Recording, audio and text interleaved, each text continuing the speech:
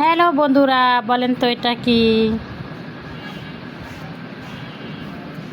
কারণ দেখাই যায় না, কিভাবে বলবেন? ওয়াও, এই যে আমার মেয়ের জন্য স্কুলে জুতা নিয়ে আসলাম। তো যেহেতু বৃত্তি পরীক্ষা দিতে যাবে, তার জন্য কিন্তু একদম নতুন জুতা নিয়ে এসেছি। আর বছরের প্রথম তো স্কুলের জন্য ব্যাগ, তারপর জুতা, জামা, ড্রেস সবই বানানো হয়। কিন্তু এখন বৃত্তির জন্য আবার ভাবলাম একটু নতুন করে জুতা নেই, কারণ বৃত্তি পরীক্ষাটা অনেক দূরে যাবে। আর আগে জুতা যেহেতু ময়লা হয়ে গেছে, আর স্কুলের জুতা কিন্তু ময়লাই হয়ে যায়, এটা তোমরা সবাই জানো। যত পরিষ্কার করে রাখি না কেন ময়লা হয়ে যায়, বাচ্চারা এই কাদা বৃষ্টি দিয়ে আসে, ময়লা হয়ে যায়।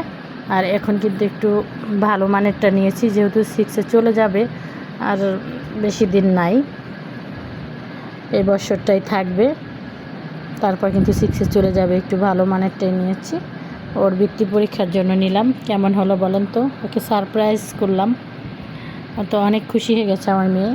ও তো জানতোই না এই টাইমে কোনো জুতা আনবো, কিন্তু আমি ভাবলাম যে জুতা ওগুলো যেহেতু ময়লা হয়ে গেছে, যেহেতু অনেক দূরে যাবে, উপজেলায় যাবে বৃত্তি পরীক্ষা দিতে, সেখানে কি একটু ভালো পরিবেশে যেতে হয়, তার জন্য কিন্তু একজন জুতা নিয়ে এসেছি। যাই হোক, আমার কাছে খুবই ভালো লাগছে। আপনাদের কাছে কেমন লাগছে অবশ্যই জানাবেন।